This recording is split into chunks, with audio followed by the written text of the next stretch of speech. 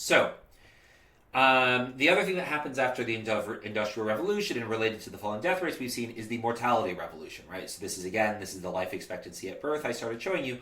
Life expectancy starts spiking around the time of the Industrial Revolution and as it spreads. It starts spiking basically around, it starts spiking starting in Western Europe, moving to the European colonies, and like the Industrial Revolution spreading out from there. So the mortality revolution, it starts later than in the Industrial Revolution. So life expectancy doesn't really start rising until the late 1800s. Part of that is that even though people are getting richer in the Industrial Revolution, pollution's really bad for your health, burning coal is really bad for your health, and so even though people are richer, they aren't any healthier. And we'll actually see that in some graphs in a lecture, in an upcoming lecture. But once it starts happening, it spreads more rapidly, right? So the Industrial Revolution, again, there are still places in the world that don't have Industrial Revolution style growths, right? There are still places in the world today, as we saw much earlier, that are poorer than Britain was in 1800. Not many, but there are a few. But the mortality revolution is spreading everywhere, which we also saw earlier, where even Sub-Saharan Africa, which is still poorer than Britain was in 1800 on the whole, has a much higher life expectancy, right? Their life expectancy is still 65 or 64, despite not being that much richer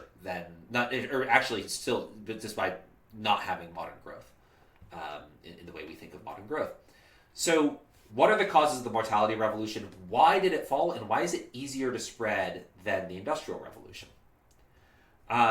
One big cause is sanitation, right? So sewers, regulation of food, right? Excuse me.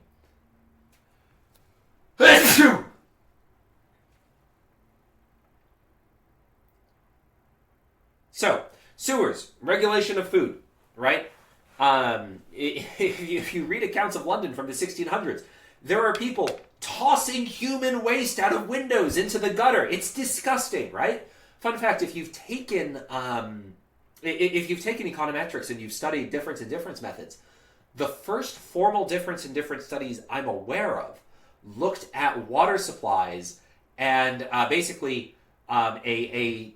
were two water companies in London, and one of them changed where they got water out of from the Thames, the river, and they moved upstream but before both companies were drawing from like the filthy sewage water, right? And then one company switched to taking water from the Thames before people started dumping all their human waste into it.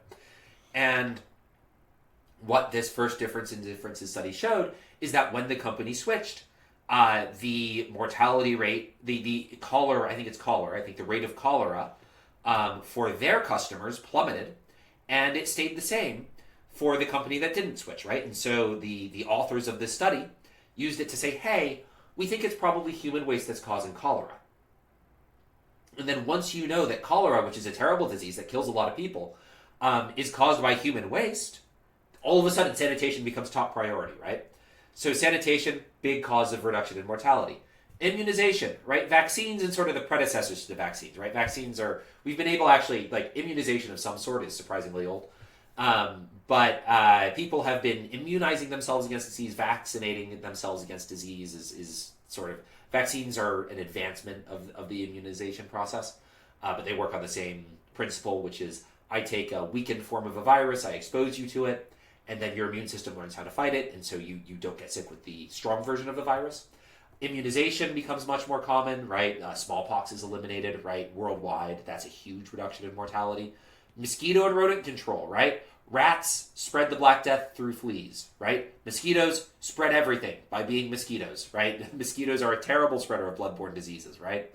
And then there's also measures to prevent the spread of diseases, right? So people are more educated, right? I mean, from a very young age, you're taught to wash your hands, right?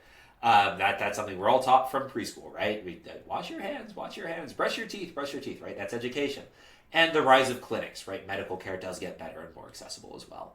And so a lot of these are easier to spread. Like the causes of modern growth, right? Institutions, right?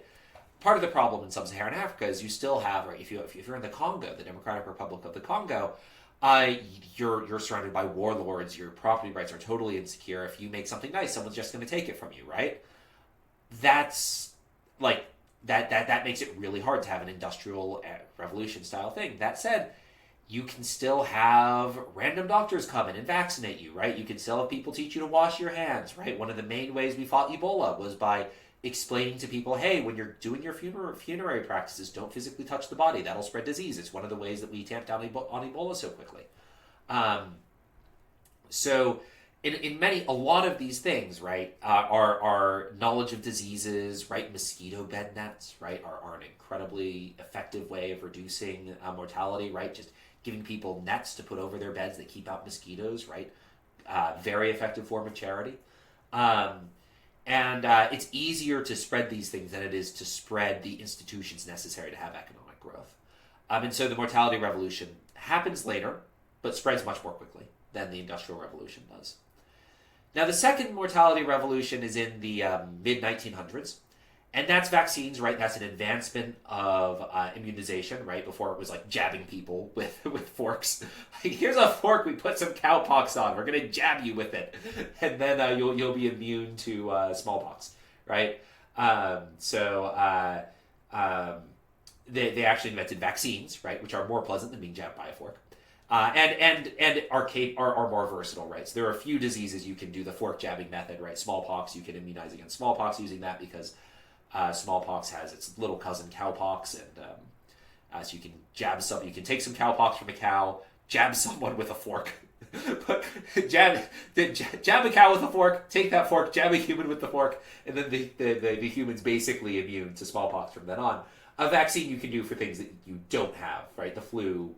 You can't jab it. You can't do the fork jabbing method with the flu, right? But you can do a vaccine for the flu. Antibiotics, right? This is mid-1900s. This is huge, right? Penicillin saves tons of lives in World War II. It's a miracle drug.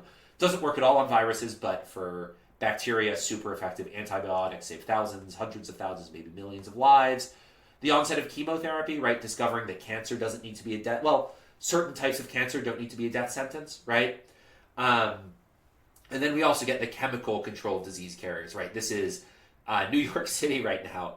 Apparently, I have heard, so take this with a grain of salt, their rat czar is giving the rats birth control, which has led to some angry people saying the rats get free birth control, but not me. But the chemical, like the mass killing of rodents with with poison, reducing birth rates of mosquitoes, right, and poisoning mosquito groundwater, things like that, right? The second mortality revolution is also, so we see a drop starting in the late 1800s, and then another one with all these advancements starting in the late 1900s. So that's sort of the 1,000-year overview of mortality and health economics. I've presented you the oldest health economics model in the world, the Malthusian model. Not covered in most economic textbooks, by the way, because it is no longer relevant. But I find it interesting, so I will give you at least one homework problem on it. And sort of documenting the spread of wealth, which in turn allowed the spread of the